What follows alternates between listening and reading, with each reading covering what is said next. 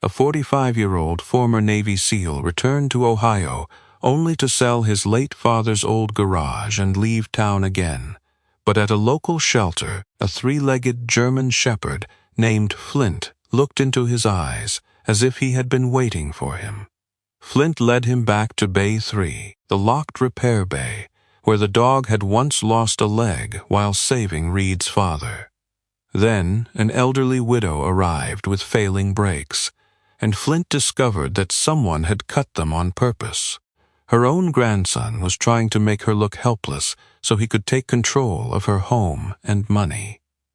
To save her, Reid had to trust Flint, face the truth about his father, and choose justice instead of anger. Where are you watching from, and what did Flint's story make you feel? Please like and subscribe to help us reach 1,000 subscribers. Spring rain had washed Bellwether Junction clean before Reid Harlan returned. Water still clung to the young maple leaves along Main Street, catching the pale morning sun in small silver points. The brick sidewalks shone dark red. Beyond the roofs, the flat blue line of Lake Erie rested beneath a sky that looked wider than Reid remembered. The town itself had hardly changed. The bell in the old Methodist church still rang a fraction too late, as if even God had learned not to expect punctuality from Bellwether Junction. Colson's Diner still advertised homemade apple pie in a front window, though apple season was months away. The hardware store still displayed 3 snow shovels beside bags of spring grass seed, because northern Ohio trusted no season completely. Reid felt like the only thing that no longer belonged.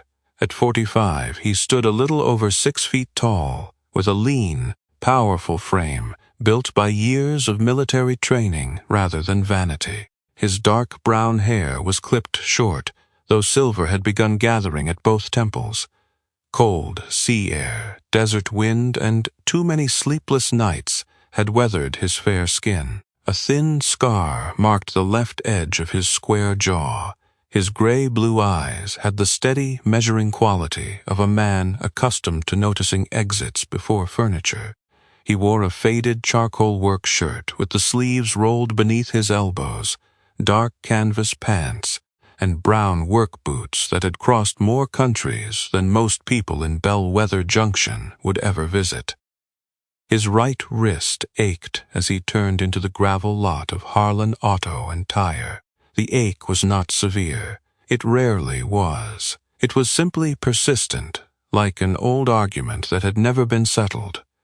The garage stood at the end of Main Street beneath a broad maple tree.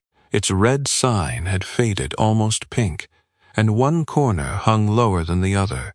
Grass pushed through cracks in the parking lot. Rainwater had collected in a dented hubcap beside the office door. Reid shut off the truck and remained behind the wheel. For 12 years, he had imagined returning many times. In those versions, his father was always alive. Walter Harlan stood in the garage doorway with a shop rag over one shoulder, his thick gray mustache hiding whatever apology he might have offered. In reality, the doorway was empty. Walter had died of a heart attack 3 weeks earlier, alone in the office behind the repair bays. Reid finally stepped out. Inside, the garage smelled of cold metal, rubber, old coffee, and the particular sweetness of motor oil soaked into concrete over decades. Tools hung in careful rows along the walls.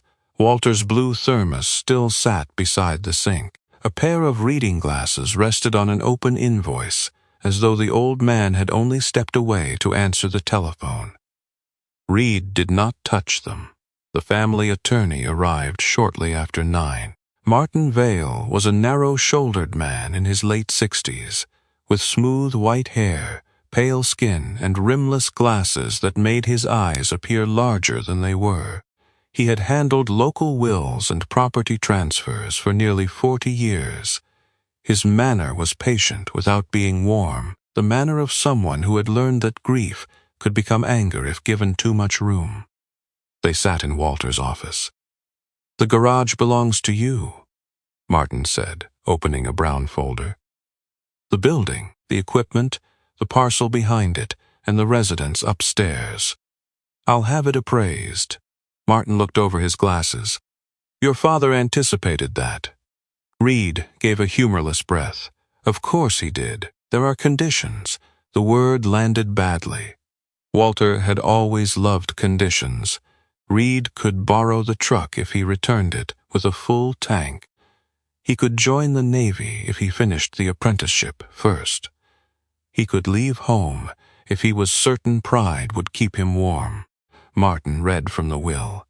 Reid could not sell the garage for 6 weeks. Before any sale, he had to reopen the third repair bay, which Walter had kept locked for 2 years. He also had to complete the final unfinished job in Walter's service ledger. Martin placed a thick black book on the desk. Reid opened it to the final written page. Walter's handwriting was blocky and pressed deeply into the paper. E. Mercer, brake inspection, no charge. There was no date, telephone number, license plate, or vehicle description. That's it? That's all he wrote. Reid closed the book. He managed to turn dying into one last work order. Martin did not rebuke him. Your father was many things. Simple was not among them. After the attorney left, Reid carried empty boxes into the office and began sorting. Tools to keep, equipment to sell, papers to shred, personal items to avoid until later. He worked with the methodical speed that had once allowed him to pack a field bag in darkness. Movement was useful. Movement prevented memory from choosing the conversation. Near noon, a thin cry came from behind the rear storage shed. Reid stopped. The sound came again, followed by scratching beneath warped floorboards. He crouched and saw 2 green eyes in the darkness. A small gray cat had wedged itself beneath the shed, too frightened to approach, and too deeply trapped for Reid to reach safely. He searched the garage for an animal trap and found only an empty cardboard box that smelled of transmission fluid. A faded notice beside the telephone listed the Bellwether Animal Rescue. 20 minutes later, Reid entered a low brick building near the edge of town. The woman behind the front desk looked to be in her early 40s. Naomi Vance had a sturdy build, lightly freckled skin, and thick reddish-brown hair tied in a practical knot at the base of her neck. She wore jeans, worn hiking shoes, and a forest green rescue shirt covered in pale dog hair.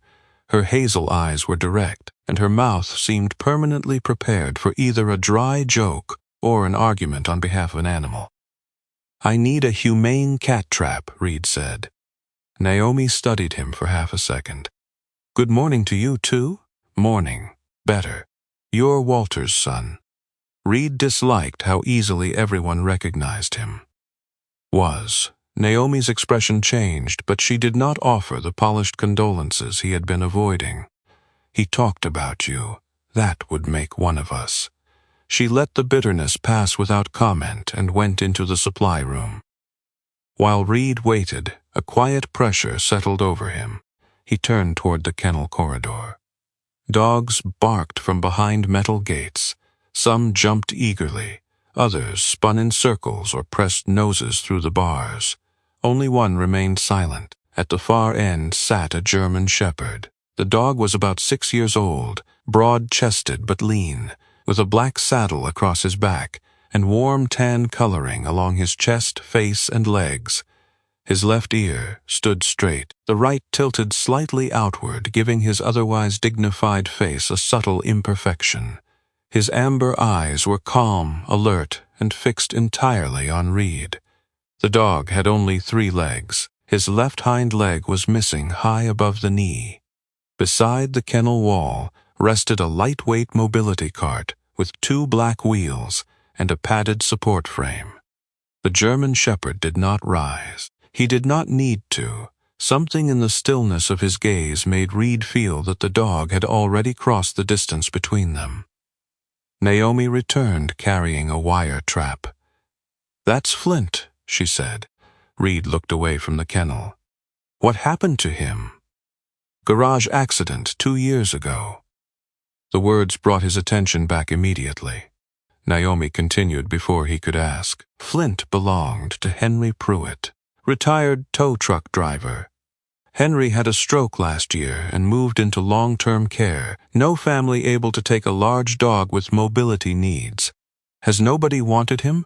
3 people wanted him. Wanting and being able to keep him turned out to be different things. The first family lived in a second-floor apartment. Flint managed the stairs until one bad fall frightened everyone. The second adopter was a widowed woman who adored him, but could not lift his hindquarters when the mobility cart became caught. The third family owned a small terrier that attacked the cartwheels every time Flint moved. Flint never fought back, but the arrangement was not safe. None of them were cruel, Naomi said. They were simply not the right home. Reid looked at Flint again. The dog still had not moved. There was no pleading in his eyes, no performance of sadness. He sat like a judge who had heard many explanations and found most of them unnecessary. I'm not looking for a dog. Flint wasn't asking. Reid almost smiled, but the feeling disappeared before reaching his mouth. He took the trap and turned toward the exit. Behind him came the quiet scrape of claws against concrete. Reid glanced back. Flint had risen on 3 legs.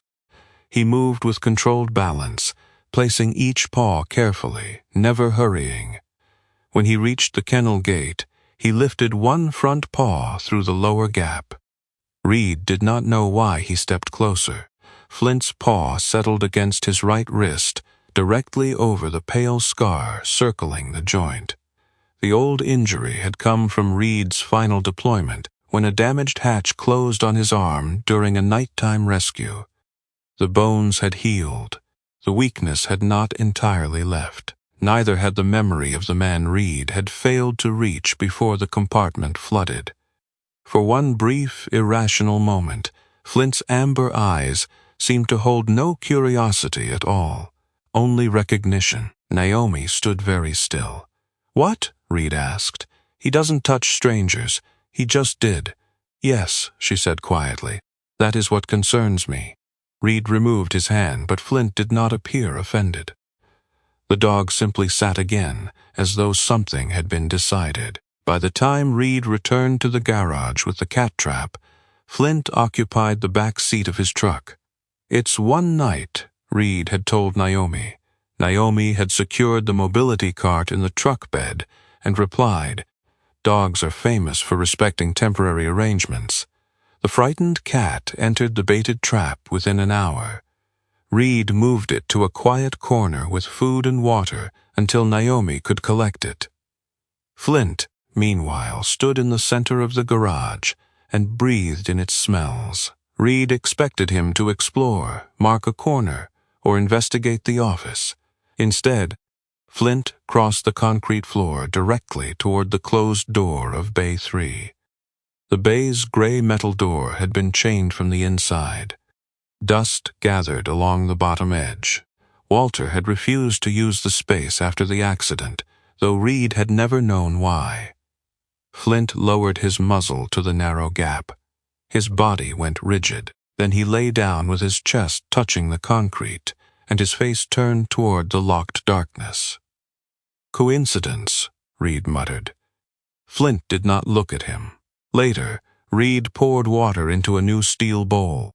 Before he could set it down, Flint walked behind the office and stopped beside an old plastic dish hidden beneath a shelf. Reid stared. The dog drank from it as if returning to a place he had left that morning. Flint also knew the rear exit. He knew which corner caught the afternoon sun. He knew to avoid a blue-green stain on the floor near Bay 2, where old brake fluid had soaked into the concrete. By late afternoon, Reid called Naomi. "Flint has been here." There was a pause. "Walter used to visit him," Naomi said. "At the shelter? Every Tuesday. He paid most of the surgery balance and the rehabilitation costs. Sometimes he brought Flint here for an hour or two, before the dog became strong enough for adoption. My father never mentioned him. Walter didn't mention many things that mattered. Reid's grip tightened around the telephone. Why did he pay? He never told me. He only said Flint had already paid more than his share. Night settled slowly over the garage. Reid worked beneath the yellow office lamp while Flint remained outside Bay 3. Rainwater tapped from the gutters. Somewhere in town, the church bell struck the wrong hour with complete confidence. Near the bottom of a desk drawer, Reid found an old photograph. Walter stood in front of Bay 3, heavier than Reid remembered, with steel-gray hair, a thick mustache, and the guarded expression of a man uncomfortable in front of cameras. Beside him stood Henry Pruitt, a wiry older man in a tow company jacket. Between them was Flint. 4 strong legs supported the young German shepherd. His coat was glossy, his ears high, and his amber eyes bright with purpose. Reid turned the photograph over. Walter's handwriting filled the back. Bay 3, 417. He heard it before I did. A metallic click sounded from the garage. Reid looked at the wall clock. The hands pointed to 4:17, though it was nearly 10 at night. The clock had stopped years ago. Flint rose. The dog turned toward the rear of the building and released a low sound, too restrained to be a bark and too wounded to be a growl. Reid stepped out of the office. No one stood outside the rear door. The noise came again, a slow metallic tap from behind the locked door of Bay 3. Flint did not retreat. He stood on 3 legs before the darkness, trembling almost too lightly to see, as though whatever waited behind that door was not new to him. It was something he remembered. By the second morning, Reid had decided that Flint required rules. The rules were not for companionship. Reid refused to call what they had companionship after less than 2 days. The rules were for safety, efficiency, and the prevention of expensive accidents involving a 6-year-old German shepherd who appeared convinced that every square foot of Harlan auto and tire belonged to him. Reid wrote them on a piece of cardboard and taped it beside the office door. No entering a repair bay while an engine was running. No lying beneath a vehicle supported by a floor jack alone. The low mechanic's creeper could be used only beneath a vehicle, secured on locked stands, or a properly engaged lift. When Flint began favoring his remaining hind leg, the mobility cart went on whether he approved or not. Flint sat beneath the sign while Reid read the rules aloud. His black and tan coat had dried into a clean, dense sheen, though a line of coarse fur along his spine still rose when something startled him. His amber eyes moved from Reid to the cardboard and back again. His left ear remained upright. The right tilted outward, giving him the patient expression of a judge hearing testimony he had already decided not to believe. "You understand?" Flint sneezed. Reid looked at the cardboard. "I'm counting that as insubordination."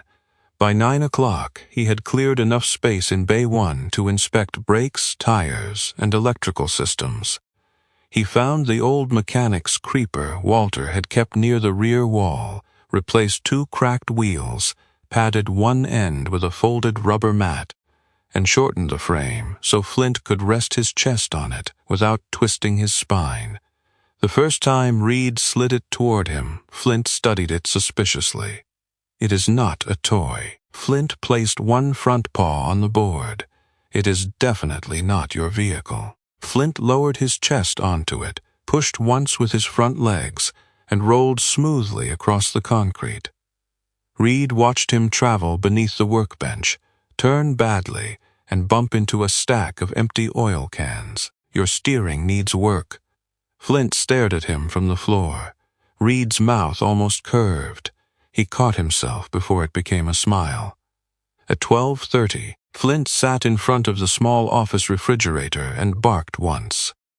Reid was beneath an old pickup replacing a rusted exhaust bracket. He ignored him. Flint waited exactly 20 seconds, then pushed the refrigerator door with his nose. The loose seal opened just enough for a brown paper sack to slide forward. The dog nudged it into the middle of the office. Reid crawled out from beneath the truck. "That is my lunch." Flint looked at him. "I know it's my lunch." Flint lowered his head onto his front paws, but his eyes remained fixed on the bag. Reid washed his hands and ate half a turkey sandwich while standing at the counter. Flint settled near the doorway as though the matter had been resolved according to proper procedure. The first visitor arrived before Reid finished. Iris Cole was 67, short and straight-backed, with warm brown skin, silver curls cropped close around her head, and large square glasses hanging from a red cord. She had spent 34 years as the transportation secretary for Bellwether High School, which meant she could remember the route number, driver, arrival time, and license plate of almost every school bus that had crossed the district since 1987. Retirement had not reduced her interest in other people's movements. She carried a loaf of banana bread wrapped in foil. "I heard Walter's boy came home with a 3-legged supervisor. I'm 45. To me, that qualifies as somebody's boy." She placed the bread on the counter and looked at Flint. "You must be management." Flint rose carefully and approached her. Iris did not reach for his head. She held one hand low and let him smell her fingers. Flint sniffed, then sat beside her shoe. "Good judgment," Iris said. "I wore my respectable shoes. You came to have something repaired?" Reid asked. "No. Then why are you here? To see whether you were feeding the dog." Reid glanced at the half-eaten sandwich. Iris nodded approvingly. "Apparently the dog is feeding you." She stayed for 40 minutes. Leon Braddock arrived next in an aging green utility van that rattled before the engine stopped. Leon was 73, tall but stooped through the shoulders, with pale weathered skin, a narrow white beard, and thinning gray hair that always looked wind-blown. He had worked as an electrician for most of his life, and complained about nearly everything with such consistency that the complaints had become a form of affection. He walked into the garage carrying a toolbox. The lights over Bay 2 flicker. "I know. Walter knew for 6 months. I've been here 2 days. Then you've had 2 days too many." Leon climbed a ladder without waiting for permission. A widow from 2 streets over appeared with a broken tabletop radio. Reid told her he repaired vehicles, not radios. She placed the radio on the counter and sat beside Iris anyway. A retired bus driver came to have his front tires checked, then remained to drink coffee with Leon. An elderly man named Arthur Boone arrived without a vehicle at all. Arthur was 80, broad through the chest despite his age, with a round bald head and deep lines beside his mouth. His wife had died the previous winter. Since then, his house had become so quiet that he sometimes drove into town only to hear other people open and close doors. He sat near the maple tree outside and watched Flint cross the garage on the low creeper. "Dog moves better than I do," Arthur said. "Dog follows instructions better than you do," Iris replied. Arthur smiled for the first time that afternoon. Reid repeatedly informed everyone that the garage was not a diner, a senior center, or a public lounge. Before sunset, he carried 2 additional chairs from the storage room and placed them near the office wall. The next morning, he bought coffee that did not taste like scorched bolts.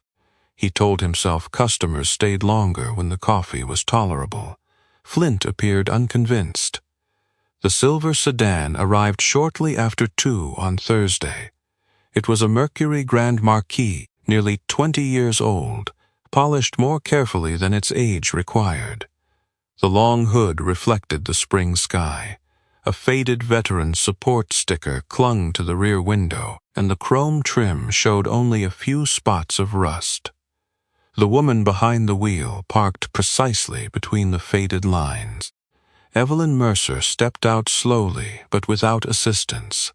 She was 78 and delicately built, with fair skin, fine wrinkles, and short silver hair arranged in soft curls around a face that remained sharp despite its gentleness. She wore a pale blue coat, dark slacks, and brown driving gloves worn smooth across the palms. Her posture was upright. Her eyes were gray, intelligent, and mildly amused by anyone who mistook age for confusion. She looked at the garage sign, then at Reid. "You have Walter's shoulders. I've been accused of worse." He would have said that, too, and then pretended it was original. She handed Reid the keys. "The brake pedal feels softer than it should. The car also pulls left when I slow down." Reid opened Walter's ledger on the office counter. "E. Mercer, brake inspection. No charge." The unfinished work order had found him before he could search for it. "Did my father ask you to bring this car in?" "Several times." Evelyn removed her gloves one finger at a time. "I told him the brakes were fine. Walter said that was what people always said shortly before discovering they were not." "When was the last call?" "A few months before he died." "Why didn't you come?" Evelyn looked toward the Mercury. "My husband maintained that car himself until cancer took the strength from his hands. After he died, every mechanic who saw it found something expensive. Walter was the only one who sometimes found nothing."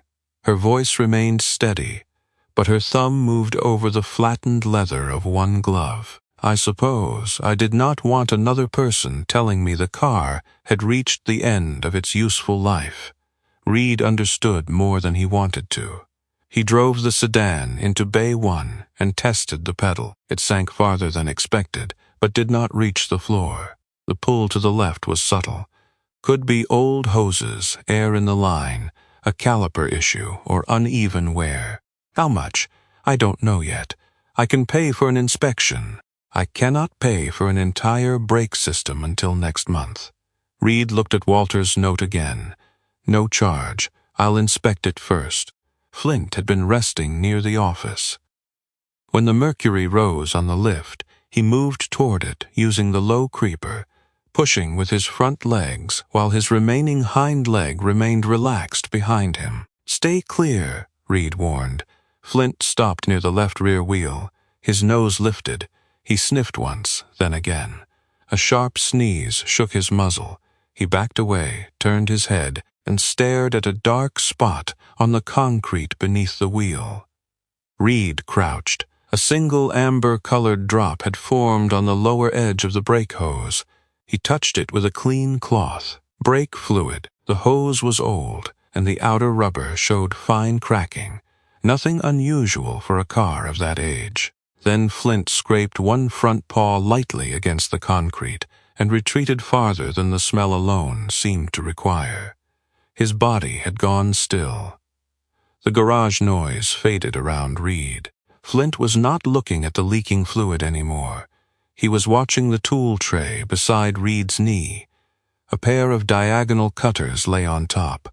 Reid moved the cutters. Flint's ears pulled back. For an instant, the composed dog seemed smaller. Not weak, but carried backward by something the room could not see. Reid placed the cutters inside a closed drawer. Flint's breathing eased. That reaction stayed with Reid as he cleaned the brake hose. The first mark was ordinary. Age had dried the rubber, creating a shallow web of cracks. The second mark was not.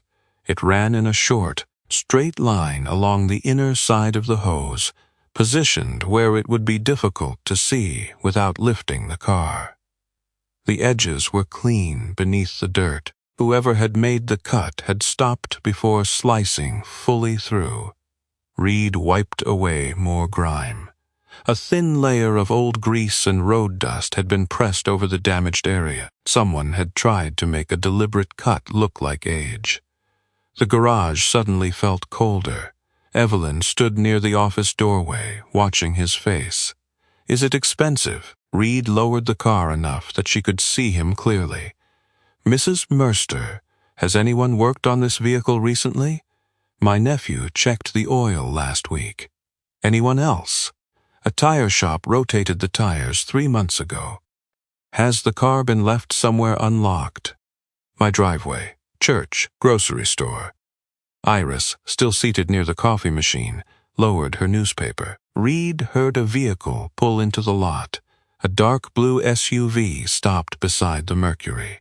Garrett Mercer entered wearing a navy sport coat over an open-collared white shirt, tailored gray trousers, and polished brown shoes unsuited to a repair garage. He was 39, tall and slim, with neatly cut light brown hair, clear skin, and the easy smile of a man accustomed to being trusted before he had earned it.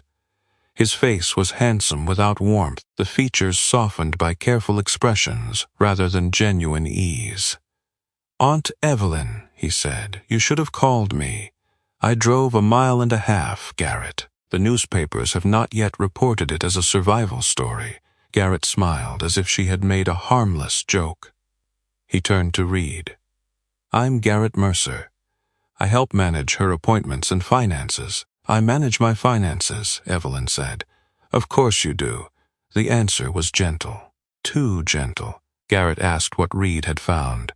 When Reid mentioned a damaged brake hose, Garrett nodded with immediate concern. "This is exactly why she shouldn't be driving. The car is old, and she forgets maintenance. I do not forget maintenance. You missed Walter's inspection. I declined it. That is not the same thing." Garrett looked back at Reid. "Could you put in writing that the vehicle is unsafe because of neglect? It would help us persuade her to stop driving before something happens." "I can write what I found. That is what I'm asking." "No," Reid said. "You're asking me to write why it happened." The smile remained, but Garrett's eyes sharpened. He offered to pay the inspection fee and arrange a tow. Reid declined to release the vehicle. There may have been intentional damage. Evelyn became very still. Garrett's expression changed more slowly. "That is a serious accusation." "It isn't an accusation. It's a reason to preserve the car as it is." Garrett placed a hand lightly on Evelyn's shoulder. Flint rose at once. The dog did not bark. He simply watched the hand.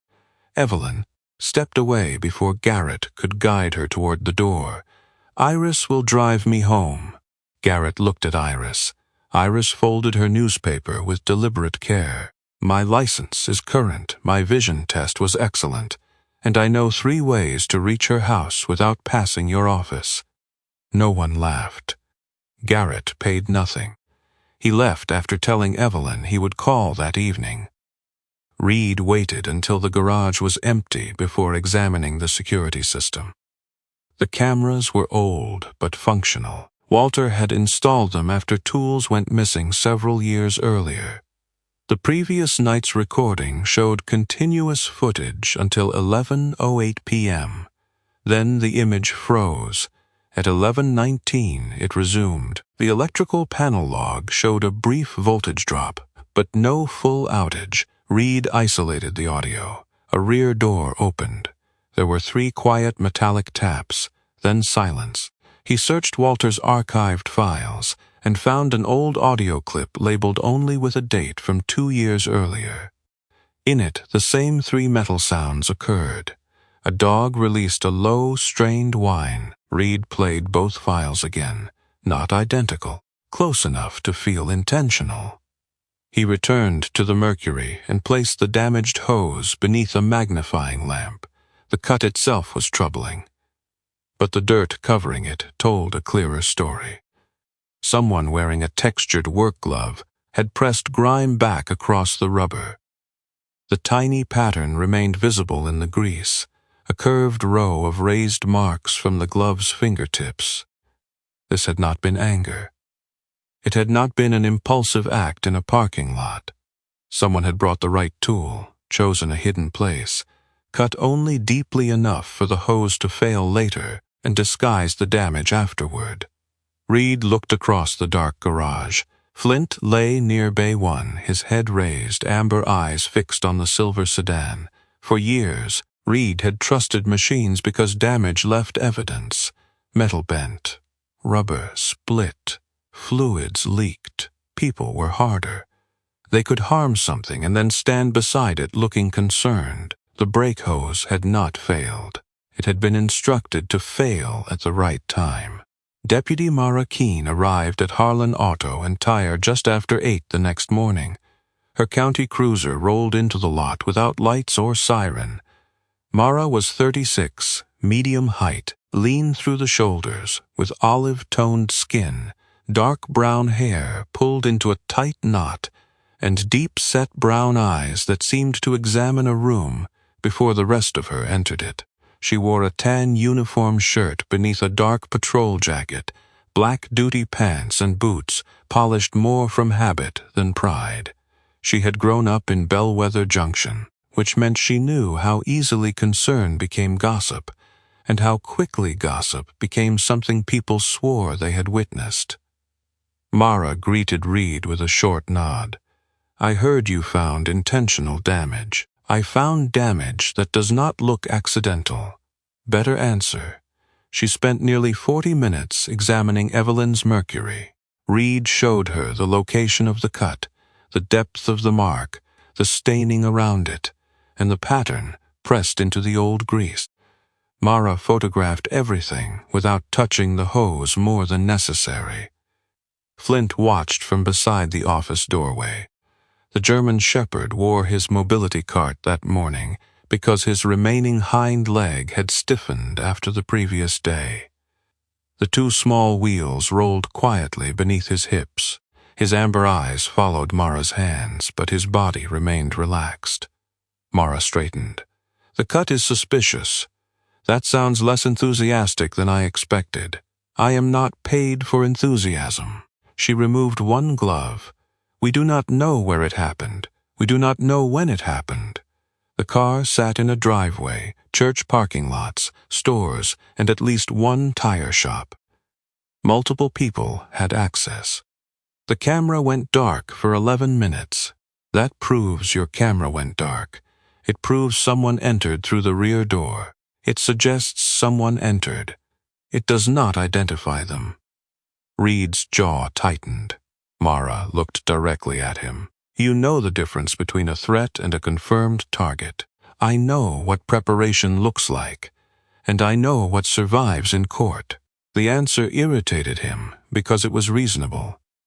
Mara asked Reid to preserve the damaged hose, the original photographs, the camera files, and the electrical panel records. She would make an incident report, but without a witness or identifiable suspect, the case would remain preliminary. Evelyn arrived with Iris shortly before noon. Iris's compact sedan stopped beside the garage, and Evelyn stepped out wearing the same pale blue coat and old driving gloves. Her silver hair had been freshly arranged, as if she had decided that being discussed by police required formal presentation. Reid met her near the office. "Your car stays here." Evelyn raised one eyebrow. "Good morning to you as well. The hose cannot be trusted. The vehicle is evidence now. I understand the car cannot be driven." Reid held up the keys. "I will keep these until this is resolved." Evelyn's expression changed. Not fear, recognition. "You will do no such thing. Someone damaged your brakes." "Yes, and that person was not me." "You cannot drive the car. I have already agreed to that. Then you do not need the keys." The words came out harder than Reid intended. The garage became quiet. Iris lowered the paper cup she had been carrying. Mara remained near the Mercury, watching without interfering. Flint's ears shifted toward Evelyn. Evelyn stepped closer to Reid. She was nearly a foot shorter than him and less than half his weight, but nothing in her posture suggested surrender. "My nephew changes my appointments because he says I forget them. He moves my bills because he says I misplace them. He speaks for me because he says conversations tire me." Reid opened his mouth, but Evelyn continued. He takes choices from me because he wants control of my property. You take them because you want to feel certain I am safe. That is not the same. The reason is different. Her gray eyes did not leave his. The feeling on my side is not as different as you think. The keys seemed heavier in Reid's hand. For years, he had believed protection meant reducing variables. Lock the door, remove the weapon, control the route, keep the vulnerable person away from the danger. That logic had saved lives. It had also made people into problems to be contained. Reid placed the keys in Evelyn's gloved palm. The mercury stays on the lift until I replace the hose and Mara releases it. That is a mechanical decision. Yes. And transportation home, your choice. Evelyn turned toward Iris. You still drive like the state police are grading you. I drive like everyone else is an idiot. Perfect. Flint pushed himself upright in the cart and crossed to Evelyn. He rested his muzzle briefly against her hand. She stroked the dark fur between his ears. You understand more than some people with twice as many legs. Reid pretended not to hear. Later, Evelyn sat in Walter's office with a cup of coffee while Mara took a formal statement. What began as questions about the car gradually became something else. Evelyn explained that Garrett had started helping her after his mother died. At first, the help had been welcome. He carried groceries, set up online banking, and drove her to appointments when snow covered the roads. Then he began changing things without asking. A cardiology appointment disappeared from her calendar. Her bank password stopped working. 2 utility bills arrived late, though Garrett insisted he had mailed them. Neighbors began asking whether she still remembered to turn off the stove. A brochure for an assisted living residence appeared on her kitchen table. I threw it away, Evelyn said. Another one arrived with my name already written on the waiting list. Mara paused her pen. Did you sign anything? No. Did Garrett have access to your email? He created the account. I never learned to use it properly.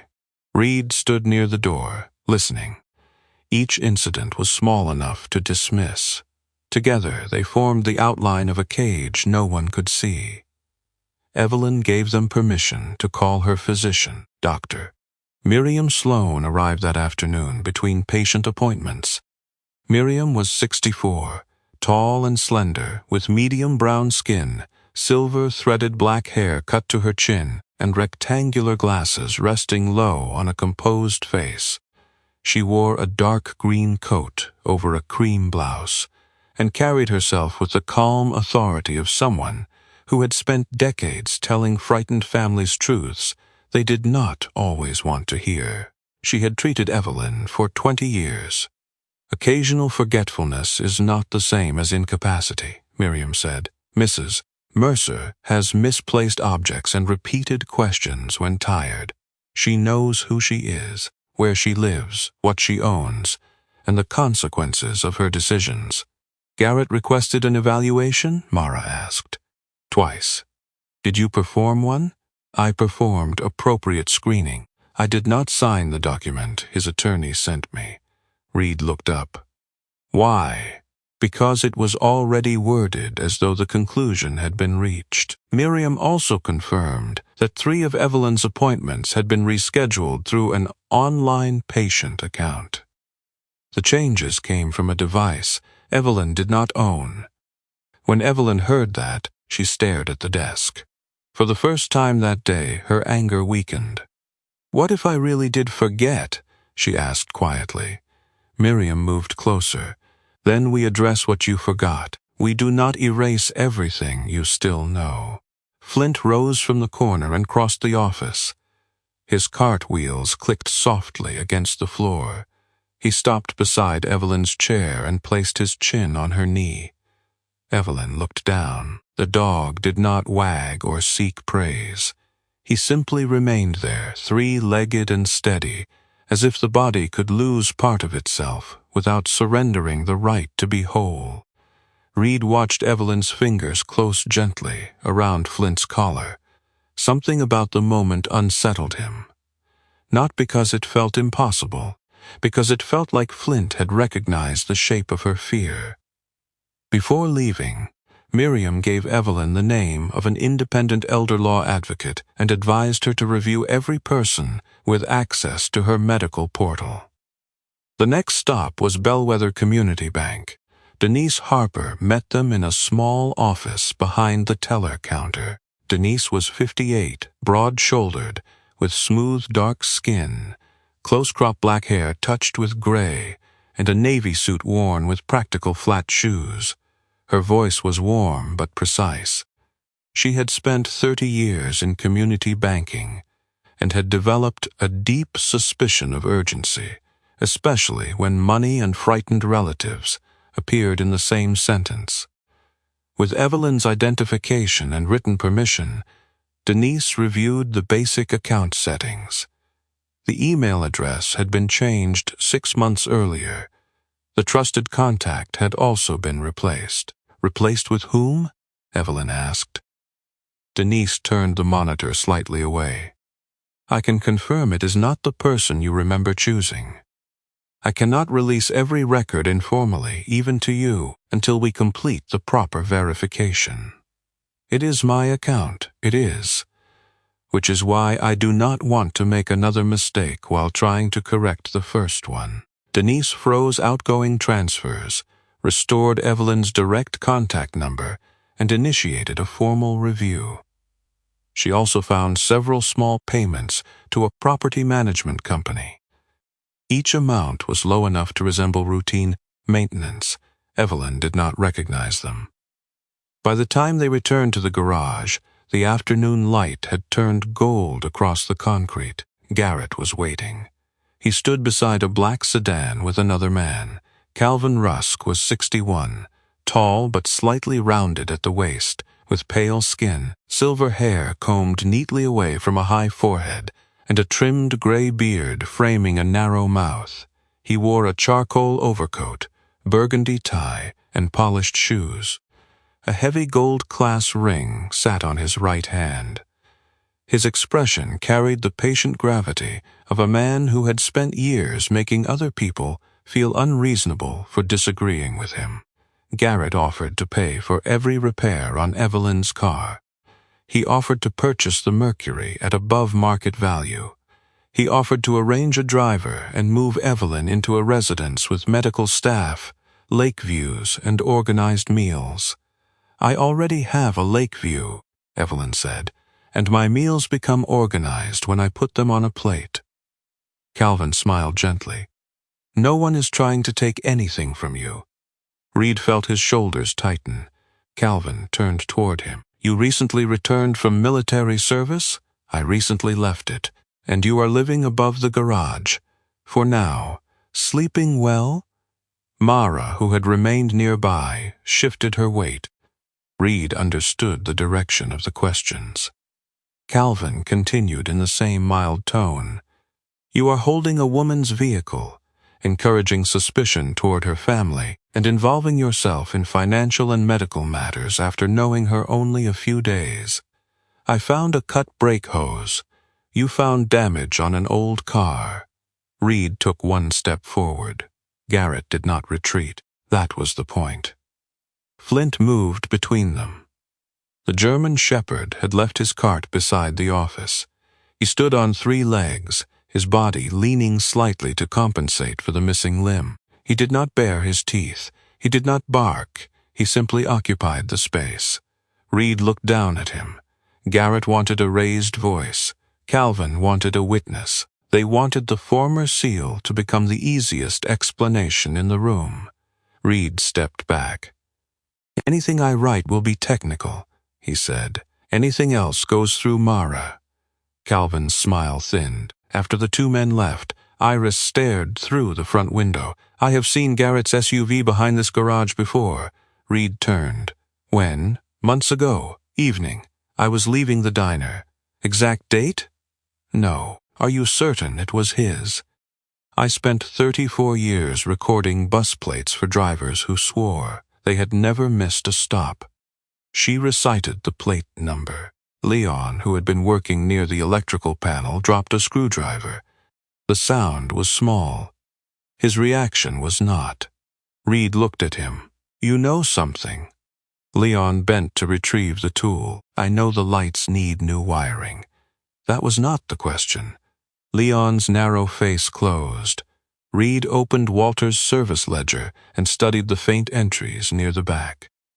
Under stronger light, the markings resolved into coded repairs.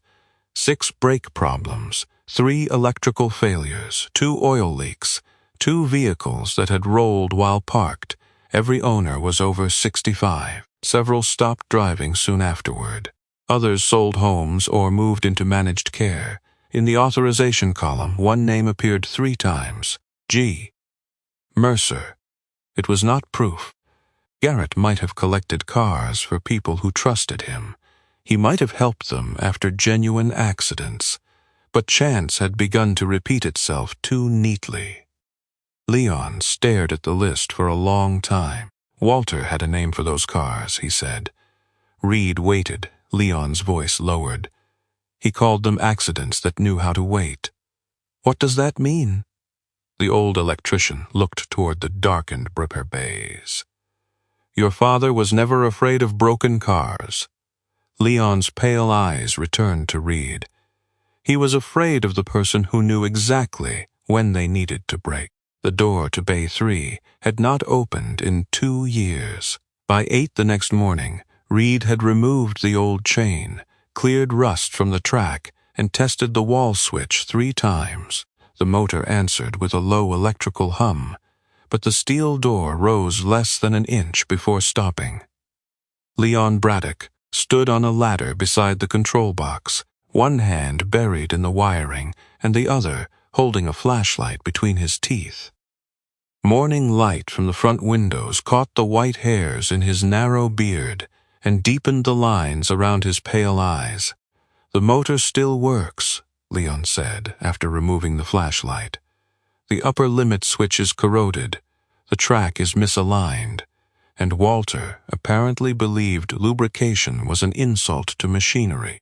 You worked here often enough to tell him." "I did. And he explained that grease attracted dust." "It does." Leon looked down. "You truly are his son." Reid did not answer. Naomi Vance arrived 20 minutes later with Flint's old veterinary file tucked beneath one arm. Her reddish-brown hair was tied back, and she wore a green rescue jacket over jeans, practical shoes, and an expression that suggested she would physically remove Reid from the garage if he pushed Flint too hard. Flint waited beside the office in his mobility cart. He had been restless since sunrise. His amber eyes kept returning to the sealed bay, and the muscles beneath his black and tan coat tightened each time Leon tested the door. His left ear stood rigid, the right tilted farther outward than usual. Naomi crouched beside him and checked the padded support beneath his hips. "He decides whether he goes near that door," she said. "I know. No pulling, no commands, no pretending a military voice counts as consent." "I said I know." Naomi looked up at Reid. "You say many things in the tone of a man hoping repetition will make them true." Leon made a thoughtful sound from the ladder. Reid pointed at the wiring. "You have work. So do you." The door finally rose with a long metallic groan. Dust drifted from the upper track. Cold air rolled out from the darkness beyond it, carrying the odors of old rubber, dried oil, damp concrete and metal, left untouched too long. Flint's cartwheels stopped moving. The opening was wide enough for him to enter, but he remained several feet away. Reid switched on the overhead lights. Only one fixture responded. Its weak yellow glow exposed the bay in pieces. An old 2-post lift stood in the center. A broad yellow paint mark scraped the rear wall. Walter's steel tool cabinet remained closed beneath a layer of dust. A mechanic's creeper lay on its side near the lift. One wheel turned at an unnatural angle. A round wall clock above the cabinet had stopped at 4:17. Near the right post of the lift, the concrete floor bore a shallow, crescent-shaped depression. Flint stared at it. His breathing quickened. Naomi placed one hand near his shoulder without touching him. Easy. Reid unfastened the mobility cart so Flint would not feel trapped by the frame. The German shepherd stood on 3 legs, weight distributed carefully, through his front limbs and remaining hind leg. Reid sat on the concrete beside him. He did not call Flint's name. He did not pat the floor or point into the bay. For several minutes, nothing happened. A delivery truck passed on the road outside. Somewhere in the office, the coffee maker clicked off. Leon climbed down from the ladder, but remained near the wall, unusually silent. Reid could feel impatience gathering in his chest. There had been a time when hesitation meant danger. A blocked doorway had to be crossed. A frightened man had to be moved whether he was ready or not. Decisions belonged to whoever could still make them. But Flint was not a man under fire. The bay was not an objective. Reid placed both hands loosely on his knees and waited. Flint took one step. His claws clicked against the concrete. He stopped at the threshold, lowered his muzzle, and drew in the air. His body trembled once from shoulders to tail. Then he crossed. He did not rush or shrink close to the wall. Flint moved slowly toward the lift, placing each paw with deliberate care. When he reached the crescent-shaped mark in the floor, he froze. Naomi opened the veterinary folder. The original report says he suffered a crush injury to the left hind limb, she said quietly. Multiple fractures, severe vascular damage. The leg could not be saved. Reid kept his eyes on Flint. What caused it? A vehicle shifted off the lift. The report called it equipment failure. Who brought him to the emergency clinic? Walter. Flint lowered himself beside the depression. He did not lie over it. He stopped just short, his chest lifted and his eyes fixed on the steel arm of the lift. Reid followed his gaze. The locking assembly on the right post showed a thin coating of black grease. The rest of the mechanism was coated in dust, but the lock itself looked as though someone had handled it more recently than the surrounding parts. He fetched gloves, a work light, and a camera. Mara had instructed him not to alter anything without documenting its original condition. Reid photographed the post, the locking teeth, the cable, the lift arm, and the floor beneath it. Only then did he remove the access cover. The safety latch came free with resistance.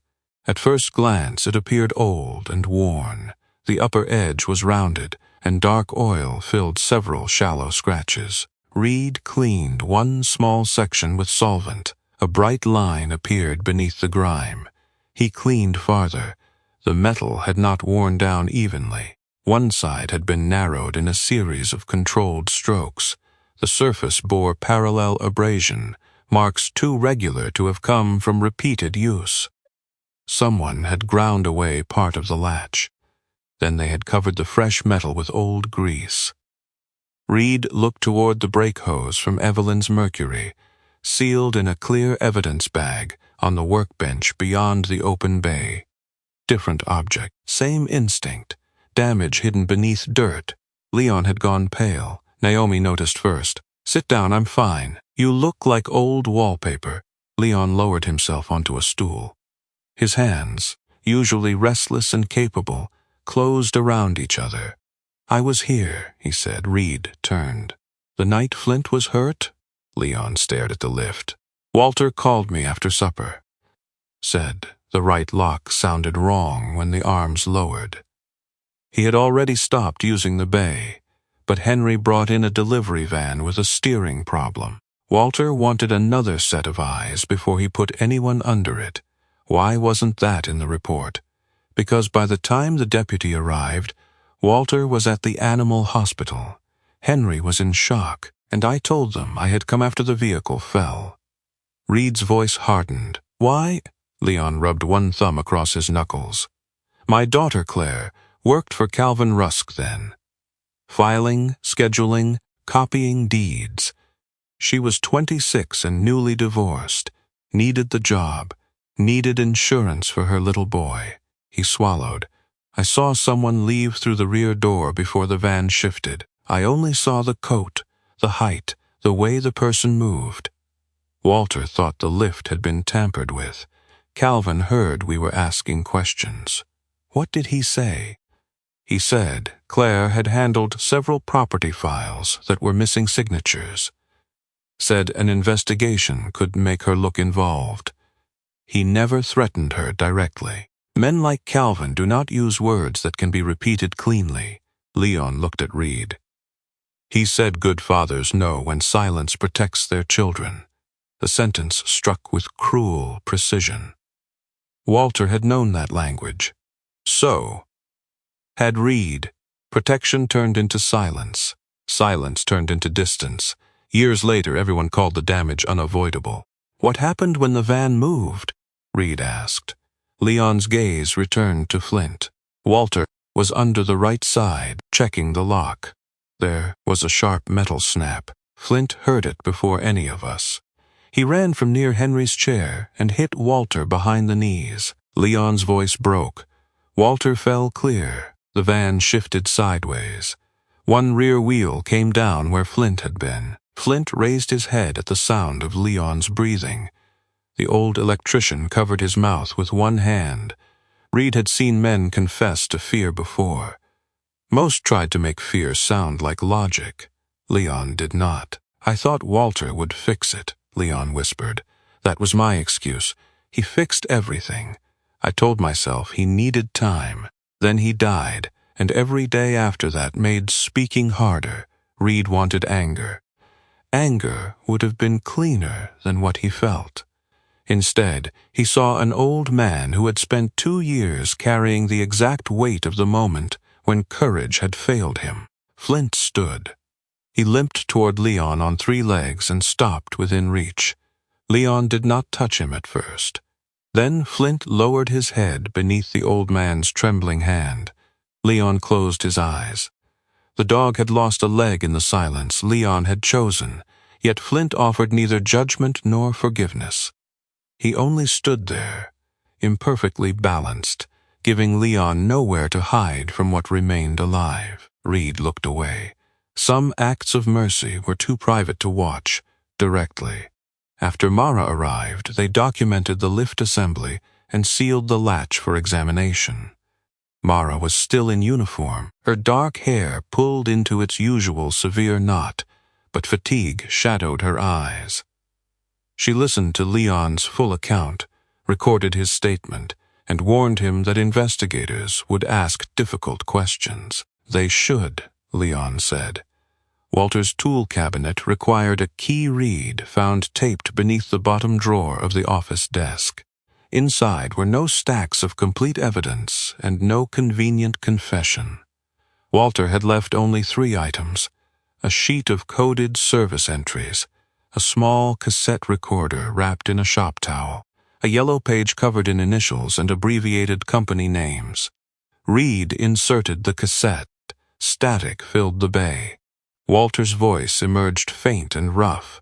Reid, if you hear this, do not believe anyone who says Flint ran under that van because he panicked.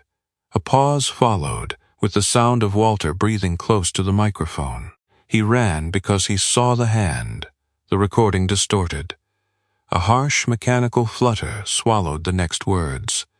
When Walter's voice returned, it was too faint to understand. Then the tape ended. Reid played it again. Nothing changed. No name. No complete accusation. Only a hand and a dog who had seen it. Across the bay, Flint had moved toward the old mechanic's creeper. He scratched at one wheel with his front paw. The wheel turned. Something clicked inside the hollow hub. Flint scratched again. Reid crouched beside it, but Mara stopped him before he removed the wheel. Photographs first. Full position, every side. He nodded. The old Reid would have opened it immediately. Instead, he photographed the creeper where it lay and recorded the sound inside the wheel. Whatever Walter had hidden there had waited 2 years. It could wait another 10 minutes without Reid destroying its value. Iris arrived near sunset after Mara called to ask whether she recognized the abbreviations on Walter's yellow page. She adjusted her square glasses and studied the letters. "These are not people," she said. "This one is Lakeview Haven, assisted living outside town. This is Rusk and Bell Legal. This one is Harrow Property Valuation."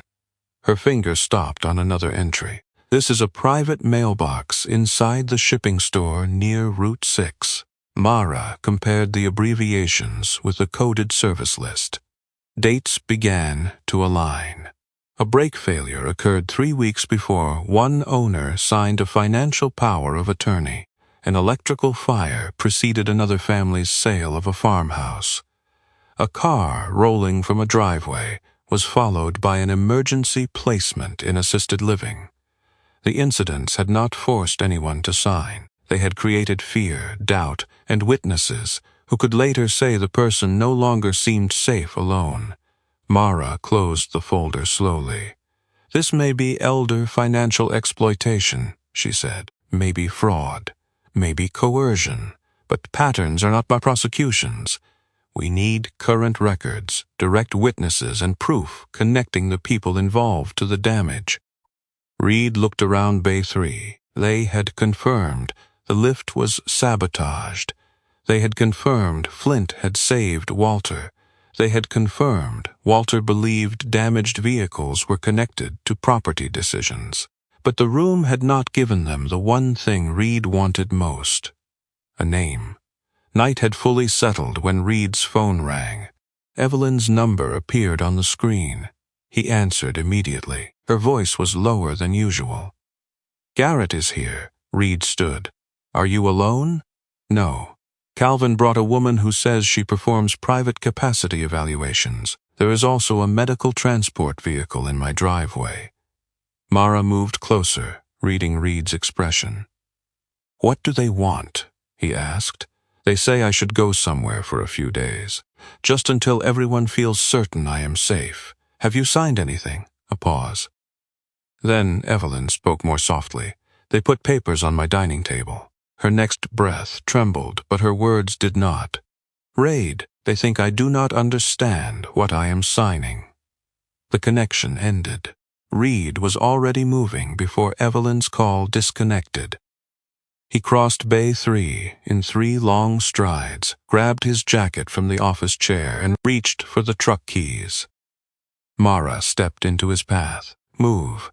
No, she may be in danger, and if you arrive angry, force your way inside and put your hands on Calvin. He will use every second of it."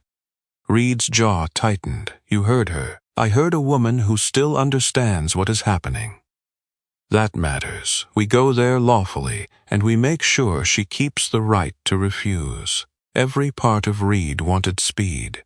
Speed had once been mercy. When a room flooded, a wall collapsed, or a man stopped breathing, waiting became another name for failure. But this danger wore polished shoes and carried documents. A broken lock would not save Evelyn if Calvin could later present that lock as proof that an unstable veteran had manipulated her. Reid forced his hand away from the keys. "What do we do?" Mara was already calling dispatch. "We confirm there is no court order, no emergency medical hold, and no lawful authority to remove her." Then we let Evelyn speak for herself. Reid called Naomi and asked her to bring Flint. He did not explain why. Naomi heard enough in his voice to stop asking questions. Evelyn's house stood on a low rise above Lake Erie, a white clapboard home with dark green shutters and a screened porch facing the water. The spring evening had turned clear after rain. Pale sunlight stretched across the lake, making the surface look calm enough to hide anything. A white non-emergency medical transport van waited in the circular drive. Its engine idled.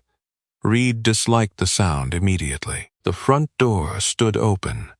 Inside the living room, Garrett had arranged the scene with the careful precision of a man staging concern. A small overnight bag rested near the stairs. Calvin stood beside the fireplace, holding a leather folder. A young transport employee waited near the door, shifting uneasily from one foot to the other. He was perhaps 24, thin and long-armed, with sandy hair, pale skin, and a Navy Company jacket too large across the shoulders. His plastic badge identified him as Tyler Wynn. Nothing in his face suggested cruelty. He looked like a man who had accepted a routine pickup and only recently realized the house contained a conflict far larger than his training. Beside Garrett sat a woman Reid had never seen. Dr. Celeste Warren was 53, tall and narrow, with smooth light brown skin, dark hair cut in a precise chin-length bob, and tortoise-shell glasses over cool black eyes. She wore a cream wool coat over a charcoal dress and held a tablet against one knee. Her voice was measured, professional, and almost excessively gentle. She was not a physician. Her business card described her as an independent geriatric care consultant and private capacity screening specialist. Evelyn sat upright in an armchair near the window. She wore a plum-colored cardigan over a white blouse and dark slacks. Her silver hair was neat, but one side had been flattened where she had apparently leaned against the chair. Her hands rested on the arms, fingers spread as if holding herself in place. Garrett stood behind her. "Aunt Evelyn has been confused all afternoon," he said before Mara finished entering the room. Evelyn turned her head. "I have been irritated all afternoon. The distinction may be subtle to you." Garrett gave Mara a strained smile. "You see what I mean?" "No," Mara said. "I see a woman disagreeing with you." Calvin lifted the folder. "We are not removing anyone against her will. We are proposing a brief voluntary evaluation for her safety." Mara held out her hand. "Court order. There is no need for one if she agrees. Emergency medical authorization?" Calvin's expression remained pleasant. "Again, voluntary. Independent physician's finding of immediate incapacity." Celeste shifted slightly. "I have conducted an initial screening. Completed? Not fully. Mrs. Mercer has been resistant." Evelyn looked at Reid. "I refused to answer whether I knew what year it was after she asked me 4 times. Celeste spoke in the tone of someone explaining weather to a child. Repetition can help establish consistency. It can also help establish whether I become annoyed at being treated like a broken clock." Reid nearly smiled. Garrett moved closer to Evelyn's chair. "She missed medication yesterday. I moved the bottle to the kitchen. You forgot your cardiology appointment. You changed it. You nearly drove a dangerous car. The brakes were cut." Garrett's face tightened for half a second.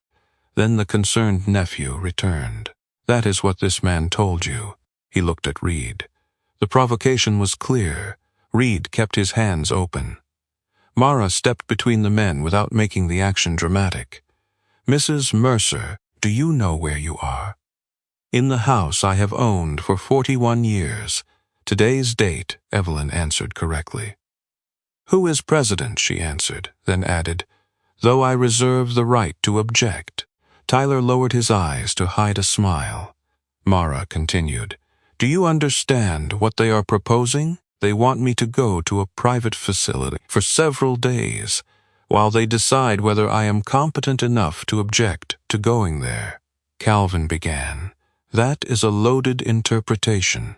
"It is my interpretation," Evelyn said. "Which is the point, Doctor?" Miriam Sloane arrived 10 minutes later, carrying a medical bag and wearing her dark green coat over office clothes. Her silver-threaded black hair had loosened around her face, and irritation sharpened her usually composed expression. Garrett looked surprised. "I did not call you." "No," Miriam said. "Your aunt did." She examined Evelyn privately in the dining room, while everyone else waited. Reid stood near the window overlooking the lake. The water shone gold beneath the lowering sun. On the lawn, an empty bird feeder turned slowly in the wind. Calvin approached him. "You believe you are helping?" Reid did not look at him. "I have met men who say that before doing considerable damage. Then we have something in common." Calvin's voice stayed low. "Mrs. Mercer is elderly. She has begun forgetting things. Her only close relative is trying to arrange support. Then you arrive, recently discharged, living in a garage, carrying unresolved feelings about your father, and suddenly she believes her family is conspiring against her." Reid turned. Calvin's gold-class ring caught the light. For a moment Reid saw not a lawyer but a hand near an old lift mechanism. No proof, only shape, metal, and instinct. Calvin noticed the direction of his gaze and folded both hands calmly in front of him. Miriam returned with Evelyn. "Mrs. Mercer is oriented to person, place, time, and situation. She understands the proposed evaluation and refuses it. I see no immediate medical reason to override that decision." Celeste's mouth tightened. "With respect, a brief office assessment cannot address all concerns." "Correct," Miriam said. "Neither can a private screening conducted while a relative answers every question for her." Garrett's voice rose. "I am the one who has been taking care of her." Evelyn turned. "You have been arranging my life until I can no longer tell which choices were mine." The room became still. Garrett softened his voice again. "We are trying to protect you." "No, you are trying to become the person everyone asks instead of me." Tyler looked toward Mara. "Mom, without voluntary consent, we cannot transport her." Calvin gave him a cold glance. Mara nodded toward the door. "Then your involvement is finished." Tyler left with visible relief. Celeste gathered her tablet and followed, pausing only long enough to tell Evelyn she remained available should she reconsider. Calvin did not move. Neither did Garrett. That was when Flint appeared outside the rear window. Naomi had parked near the kitchen entrance to avoid the cluster of vehicles in front. Flint moved across the wet lawn in his mobility cart, black and tan coat catching the evening light. Naomi walked beside him, one hand near the frame, in case a wheel sank into the soft ground. Flint did not approach the open door. He circled the house. At the rear corner, he stopped beneath the window of Evelyn's study. He lifted his head and barked once. Evelyn's eyes changed, not confusion, recognition. "I need my evening medication," she said. Garrett stepped forward. "I can get it." "No, it is in the kitchen. The bottle in the kitchen is aspirin." For the first time, Garrett looked uncertain. Evelyn rose and walked toward the study. Mara accompanied her. Reid stayed in the hall. Inside the small room, Evelyn crossed to a roll-top desk beneath the window. She opened the lower drawer and removed a compact digital recorder. A red light glowed on its side. I turned it on before I called Reid," she said. Mara stared at her. "You planned this?" "I suspected Garrett would speak more freely if he believed I was frightened." "You were frightened," Mara said. Evelyn's mouth trembled once. "Yes, that made the performance easier." They returned to the living room. Evelyn placed the recorder on the table. Garrett went pale. "You recorded a private family conversation?" "In my own home." Calvin's composure remained intact, but his eyes sharpened. The recording captured Garrett listing Evelyn's missed appointments, unpaid bills, and the danger of another driving incident. Then came his voice, lower and impatient. "One more incident, and the doctor will not ask what you want. They will ask me." Garrett shook his head. "That is not what I meant." "It is exactly what you said," Evelyn replied. The words did not prove he had cut the brake hose. They did not establish fraud or coercion by themselves, but they revealed expectation. Garrett was not merely afraid something might happen. He was waiting for it. Mara told Garrett and Calvin to leave. Calvin gathered his folder with deliberate calm. "This recording will not mean what you believe it means." "Maybe not," Mara said. "But from now on, every conversation means more than it did yesterday." Garrett stopped near Evelyn. "You are choosing strangers over family." Evelyn's face softened with sadness rather than doubt.